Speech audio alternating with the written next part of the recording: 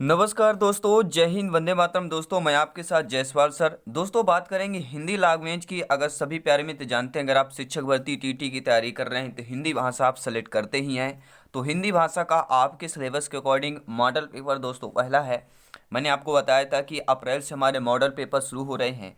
तो होली से संबंधित हमने कहा ये बढ़िया अच्छा त्यौहार भी है, मौका है। तो इसी होली के पर्व पावन त्यौहार से शुरू किया जाए तो मॉडल पेपर शुरू हो चुके हैं और हर एक सब्जेक्ट के मॉडल पेपर आएंगे आपके सिलेबस के अकॉर्डिंग, क्योंकि यहाँ पर सिलेक्शन सर्वोपरि है, पावर्ड बाई शिक्षा ही प्रकाश है। तो चलिए, ये आपको यहाँ पे गद्यांश भी रहेंगे, पद्यांश भी रहेंगे, साथ ही साथ 15 महत्वपूर्ण लाजवाब, जी हाँ 15 महत्वपूर्ण लाजवाब पेडागोजी शिक्षा शास्त्र के प्रश्न रहने वाले हैं, जो अपडेट प्रश्न रहने वाले हैं। तो चलिए आइए शुरू करते हैं दोस्तों। सभी प्यारे मित्र अगर चैनल पे पहली बार विजिट कर रहे हैं, सब्सक्राइब कर लें। आपका अपना परिवार है, टीचर्स फैमिली है, शिक्षकों का परिवार है। चलिए पहले बात करते हैं। देखिए, गद्यांश पद्यांश आपको दिए रहते हैं।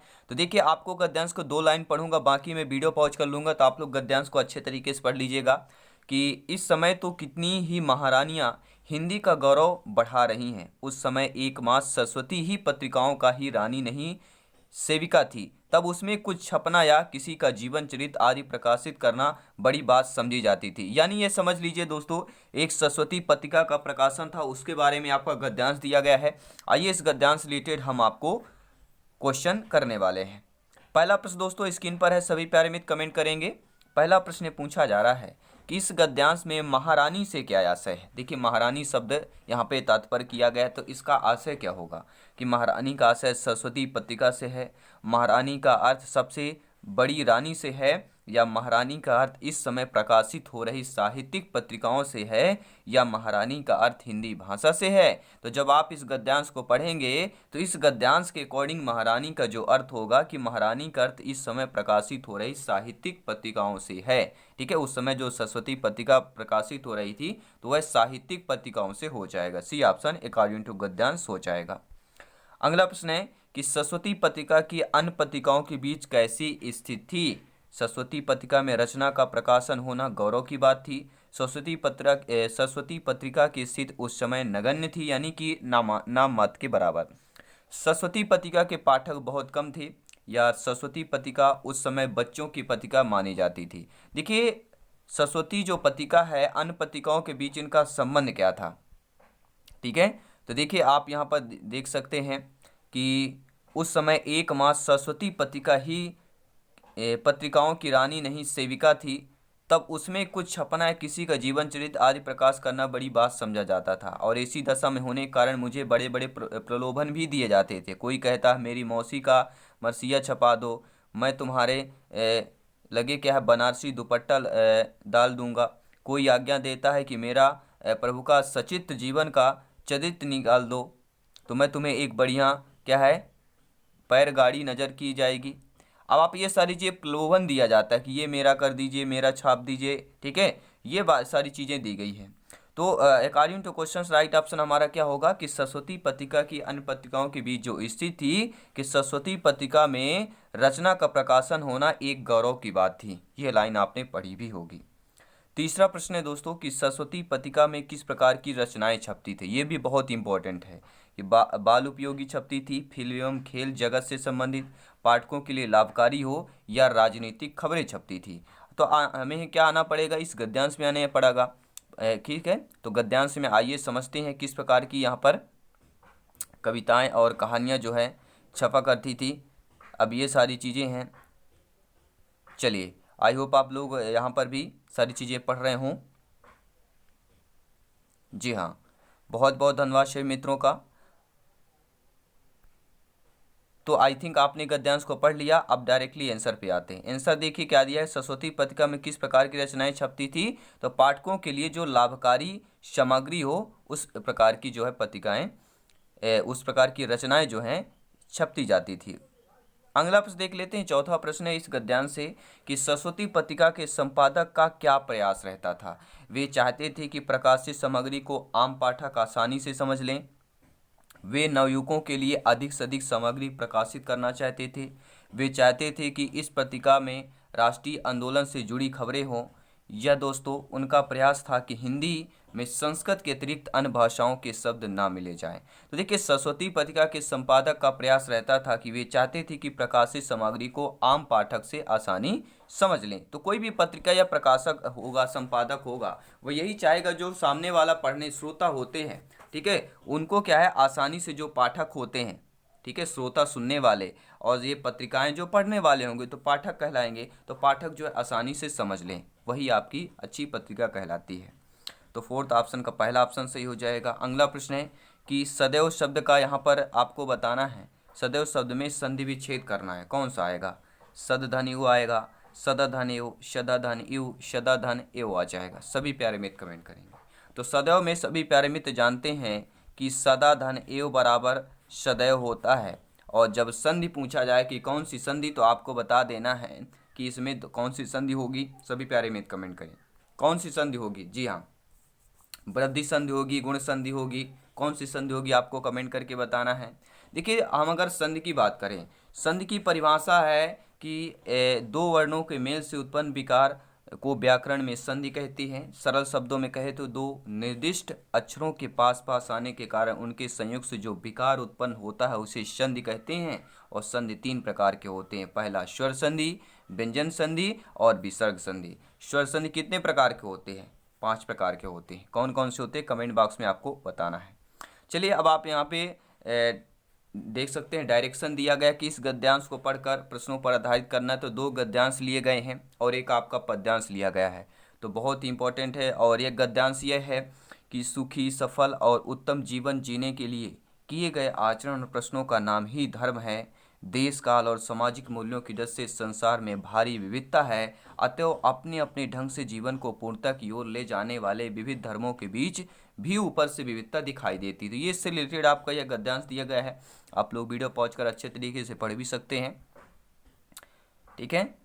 तो चलिए आइए दोस्तों, अब हम बात करते हैं, प्रश्नों की बात करेंगे। आपका 6वां नंबर प्रश्न आपकी स्क्रीन पर है। प्रश्न क्या पूछा जा रहा है ये ध्यानपूर्वक देखते हैं। प्रश्न दोस्तों स्क्रीन पर यह है कि उपर्युक्त गद्यांश के लिए उपर्युक्त शीर्षक क्या होगा। देखिए, धर्म से संबंधित प्रश्न है, तो देखिए उपर्युक्त जो गद्यांश का हमारा शीर्षक होगा हमें 1-2 लाइन से ही समझ लेना चाहिए। जैसे यहाँ पे दिया गया है कि सुखी, सफल और उत्तम जीवन जीने के लिए किए गए आचरण प्रश्नों का नाम ही धर्म है।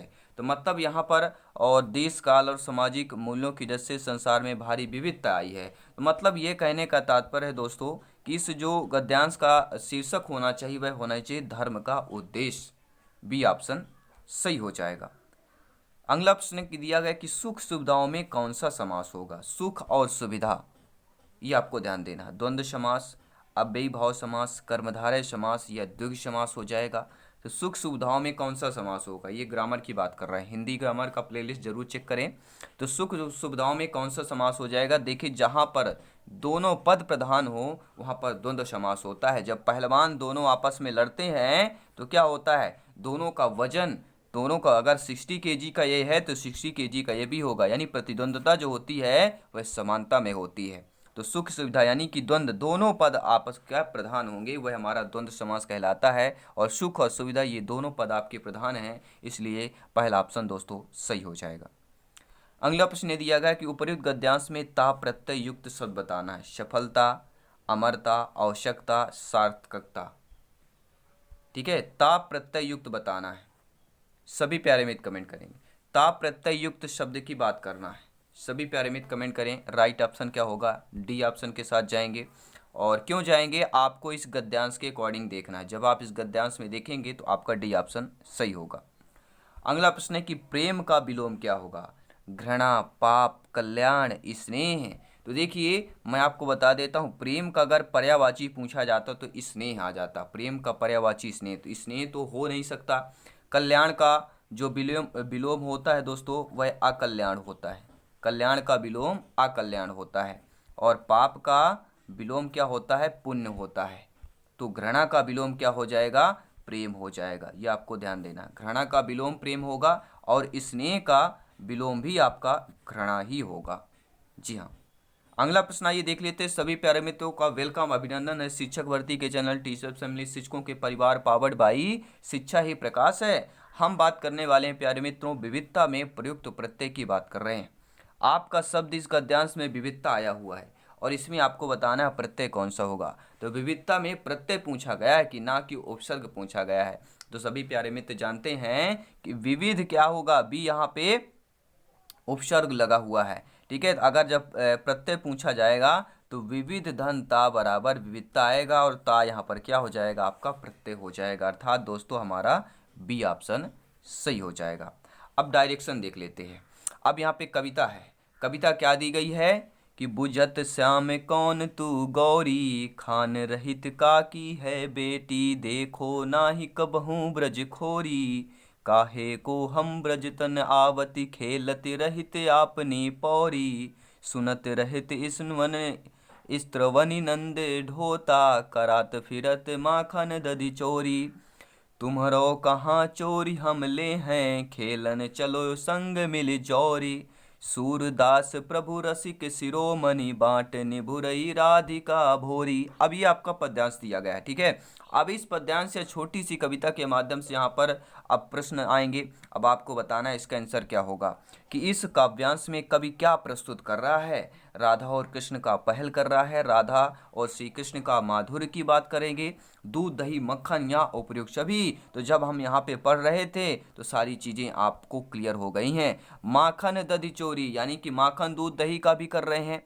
ठीक है, ब्रज तन आवत खेलत रहित अपन पौरी, तो ब्रज खौरी देखा नाय कबहू ब्रज खोरी। तो ये क्या होगा, देखिए राधा और श्री कृष्ण का भी पहल किया गया इस काव्यांश के माध्यम से, इस कविता के माध्यम से, और राधा और श्री कृष्ण का माधुरता की बात की गई है, मधुर और प्रेम का भी प्रस्तुत किया जा रहा है। और दूध और दही मक्खन का अर्थात आपका दोस्तों D option according two questions right option number D हो जाएगा। सभी मित्रों का वेलकम अभिनंदन है, कमेंट करते रहें क्योंकि सिलेक्शन यहाँ पर सर्वोपरि है। दोस्तों इसमें श्री कृष्ण क्या चरित्र प्रस्तुत किया गया है, रसिक शिरोमणि, ग्वाला, नंद का या माखन चोरी। अब देखिए यहाँ पे श्री कृष्ण का क्या यहाँ पे चरित्र किया गया है। तो आपको एक चीज देखना है, आप क्या चीज देखेंगे, ठीक है, एक चीज देखिएगा, सूरदास प्रभु रसिक शिरोमणि, बांटन भुरई राधिका भोरी। यानी सूरदास के प्रभु यहाँ पे क्या दिया गया है, रसिक शिरोमणि दिया गया है। ठीक है, यहाँ पर अर्थात श्री कृष्ण का जो है क्या इनमें श्री कृष्ण का चरित्र जो यहाँ पर क्या बताया गया, रसिक शिरोमणि बताया गया है। ठीक है, तो ये ऑप्शन सही हो जाएगा। अगला प्रश्न देखेंगे, आपका जो 13 नंबर क्वेश्चन कह रहा, प्यारा सा प्रश्न है सीधा। अगर आपको पता है ये गद्यांश पद्यांश पूछे जाएंगे तो आपके सभी नंबर कन्फर्म होंगे। ठीक है, तो गद्यांश पद्यांश का यही एक अच्छा हमें क्या है बेनिफिट होता है।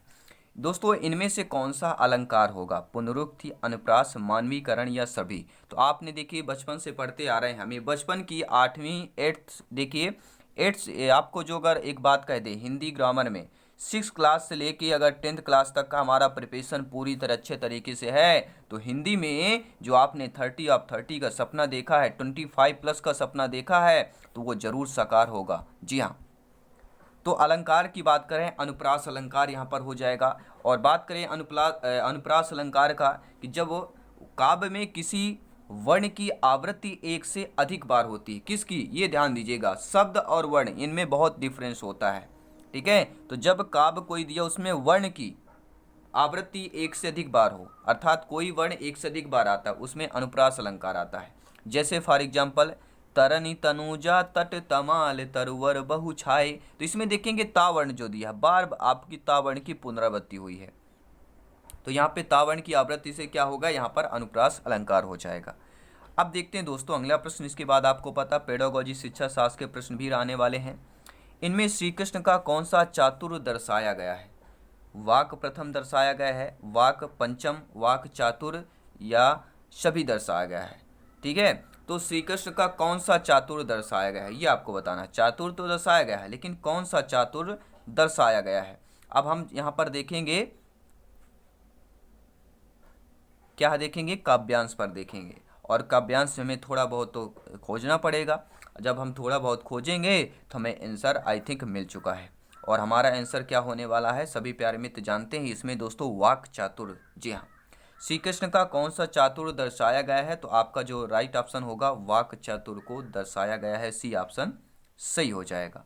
अगला प्रश्न है कि बातनी डैश डैश डैश राधिका भोरी। अब एक लाइन उठा के यहाँ पे रिक्त स्थान दी गई है कि बातनी भूरई राधिका भोरी, बातनी राग अमर राधिका भोरी, बातनी ब्रज खौरी, या बातन मानवीकरण। तो ये हमें कहाँ पर जाना पड़ेगा, काव्यांश पर जाना पड़ेगा। अब काव्यांश पर बातनी वाला हमें क्या पड़ेगा, वो शब्द वो लाइन हमें देखना कि बातनी कहाँ पर दिया गया है, ठीक है।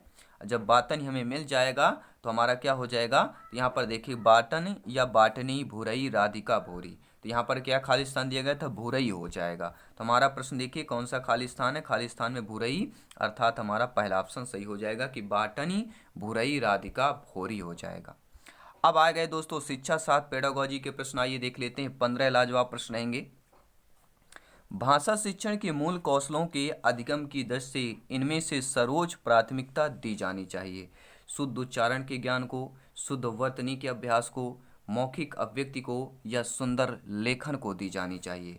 तो भाषा शिक्षण के मूल कौशल के अधिगम की दृष्टि से इनमें जो सर्वोच्च प्राथमिकता दोस्तों दी जानी चाहिए वह शुद्ध उच्चारण के ज्ञान को सर्वोच्च प्राथमिकता दी जानी चाहिए।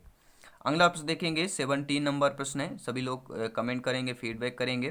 प्रश्न यह कह रहा है कि निम्नलिखित में से मातृभाषा की उपयोगिता से संबंधित विकल्प नहीं है, अर्थात दोस्तों नेगेटिव नकारात्मक प्रश्न पूछा गया है कि मातृभाषा की उपयोगिता से संबंधित नहीं होगा, कि मातृभाषा बालकों के ज्ञान के विकास में सहायक होता है, मातृभाषा शिक्षा ग्रहण करने का सर्वश्रेष्ठ माध्यम होता है, मातृभाषा विचार विनिमय का साधन होता है, और मातृभाषा प्रगति पथ में बाधा पहुंचाता है। तो देखिए सभी प्यारे मित्र जानते हैं मातृभाषा जो होता है किसी भी बच्चे के, ठीक है, प्रगति पथ में बाधा तो नहीं पहुंचाता है। तो बाधा पहुंचाना ये सभी प्यारे मित्र जानते हैं, निगेटिव शब्द निगेटिव लाइन हो जाएगी। तो हमारा निगेटिव ऑप्शन पूछा गया तो डी ऑप्शन सही हो जाएगा।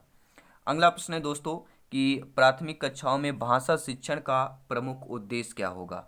बालक ज्ञानार्जन कर सके, बालक जीवन यापन कर सके, बालक भाषा में निपुणता प्राप्त कर सके, या इनमें से कोई नहीं। तो प्राथमिक कक्षाओं में भाषा शिक्षण का जो प्रमुख उद्देश्य होता है वह बालक ज्ञानार्जन कर सके, क्योंकि प्राथमिक शिक्षा की बात कर रहे हैं, और प्राथमिक शिक्षा में भाषा शिक्षण का उद्देश्य होना चाहिए कि बालक को क्या है, ज्ञान का अर्जन कर सके। अगला प्रश्न दिया गया कि पाठ के पठन के स्तर होते हैं, जो पाठ हम पढ़ते हैं, जो पठन होता है उसके स्तर होते हैं, कि पाठ की पंक्ति का वाचन किया जाता है, पंक्तियों को गहराई से पढ़ा जाता है, या पाठ पंक्तियों को निहित आशय को पकड़ना। तो सभी प्यारे मित्र जानते हैं, आप लोग ज्ञानी है, सर्वज्ञ व्याख्याता हैं, कि पाठ के पठन के स्तर आपके ये सभी हो जाएंगे। तो आई थिंक डी ऑप्शन सही हो जाएगा। अगला प्रश्न दिया गया कि ध्वनि विज्ञान का संबंध किससे है। जी हाँ, हम बात कर रहे हैं ध्वनि विज्ञान की बात कर रहे हैं। ध्वनि विज्ञान का संबंध पठन कौशल से है, श्रवण कौशल से है, लेखन कौशल से है, या उपयुक्त में से कोई नहीं। तो ध्वनि का संबंध पूछा जा रहा है, ध्वनि विज्ञान का संबंध पूछा जा रहा है प्यारे मित्रों। तो ध्वनि विज्ञान का जो संबंध हो जाएगा वह हमारा किससे हो जाएगा। 4 ऑप्शन बेहतरीन लाजवाब दिए गए हैं और 4 में से एक सही होगा। तो सभी लोग जानते हैं कि ध्वनि विज्ञान का संबंध, ध्वनि अगर कोई आवाज़ आती है तो पहले हमारे कानों में, ठीक है, कान के माध्यम से क्या सुनते हैं या श्रवण कौशल की बात करेंगे। तो ध्वनि विज्ञान का संबंध आपके श्रवण कौशल से हो जाएगा। बहुत ही आसान प्रश्न था, और आपको पता है कि श्रवण कौशल, ठीक है, लेखन कौशल, पठन कौशल, यहाँ से प्रश्न जरूर पूछे जाते हैं, 1-2 प्रश्न आ ही जाता है। कौन सा संरचना का रूप है दोस्तों, वाक्य रूप, सूत्र रूप, कहावत रूप, या उपयुक्त छवि। तो देखिए यहाँ पर पूछा गया संरचना का रूप। तो संरचना का रूप वाक्य रूप भी होता है, सूत्र रूप भी होता है, और कहावत भी होता है। तो यहाँ पर आपका जो डी ऑप्शन है वह सही हो जाएगा।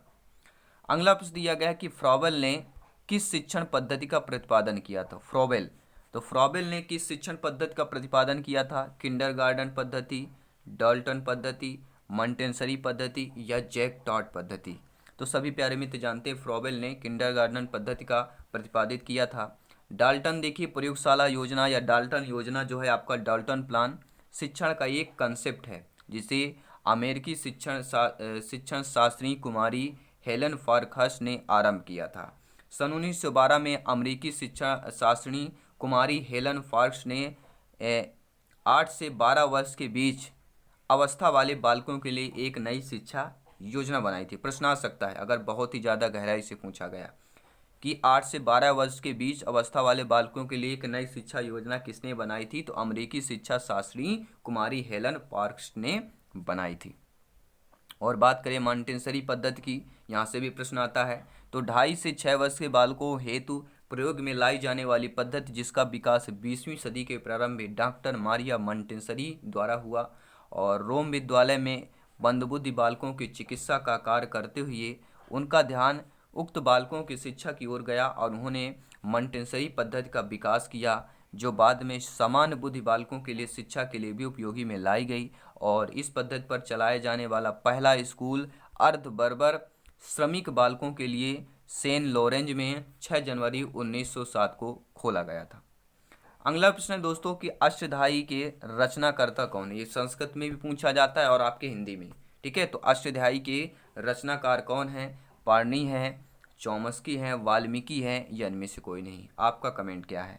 अष्टध्यायी के सभी प्यारे मित्र जानते हैं कि पाणिनि इनके रचनाकार हो जाएंगे। अगला प्रश्न दिया गया है दोस्तों कि छंद की रचना किसके द्वारा होती है? गणों के द्वारा, स्वर के द्वारा, ध्वनियों के द्वारा, या इनमें से कोई नहीं? तो छंद की रचना किसके द्वारा होती? सभी प्यारे मित्र जानते हैं छंद की रचना जो है गणों द्वारा होती है। अगर गण को अच्छे तरीके से समझें, ठीक है, छंद की रचना गणों के समायोजन से होती है और लघु गुरु के नियत क्रम में 3 वर्ण के समूह को गण कहा जाता है। जैसे गणों की संख्या कितनी होती है? 8 होती है, ये भी पूछा जाता है। गणों की संख्या कितनी होती है? 8 होती है। यमाता राजभान सलगा, ये अगर आपने याद कर लिया, मैं लिख भी देता हूँ, ठीक है, आप नोट भी कर लीजिएगा। यमाता राजभान सलगा, यमाता राजभान सलगा, ये लाइन अगर आपने याद कर ली आपका पूरा गण आ जाएंगे। ठीक है, यगड़ मगड़ तगड़ रगड़ जगड़ भगड़ नगड़ सगड़ लगड़, ठीक है, ये आपके सारे आ जाते हैं। तो आपके यगड़ मगड़ तगड़ रगड़ जगड़ भगड़ नगड़ और सगड़, ये आप 8 गण हैं। यमाता राजभान शलगा, ये आपको एक कंसेप्ट है, ये ट्रिक है याद करने की। अगला प्रश्न देख लेते हैं दोस्तों, मूल्यांकन हेतु अपनाई जा सकने वाली विधियां कौन कहलाएगी? आपकी निरीक्षण व साक्षात्कार विधि, पड़ताल सूची व प्रश्नावली, संचित अभिलेख व सामयिक जांच, या उपयुक्त सभी? तो मूल्यांकन हेतु जो अपनाई जाने वाली विधियां हैं ये तीनों विधियां अपनाई जाती हैं, अर्थात हमारा डी ऑप्शन सही हो जाएगा। अगला प्रश्न है कि प्रवचन विधि का उदाहरण पूछा गया है। पर्यायवाची शब्दों द्वारा किया जाता है, समानार्थी शब्द द्वारा, प्रत्यक्ष क्रिया द्वारा, या ए व बी दोनों द्वारा? तो प्रवर्धन विधि की बात कर रहे हैं। प्रवचन विधि दोस्तों पर्यायवाची शब्दों द्वारा भी, प्रवचन विधि का उदाहरण पर्यायवाची शब्दों द्वारा भी दिया जाता है और समानार्थी शब्दों द्वारा भी, अर्थात ए व बी हमारा डी ऑप्शन सही हो जाएगा। दोस्तों टेलीग्राम से जरूर ज्वाइन करें, टेलीग्राम में नोट्स पीडीएफ फाइल सब कुछ मिलता है, लिंक आपको दे दिया गया डिस्क्रिप्शन बॉक्स में, चेक कर सकते हैं, या टेलीग्राम लिंक चैनल पे ग्रुप पर सर्च करेंगे आपको मिल जाएगा ऑलरेडी वहाँ पर।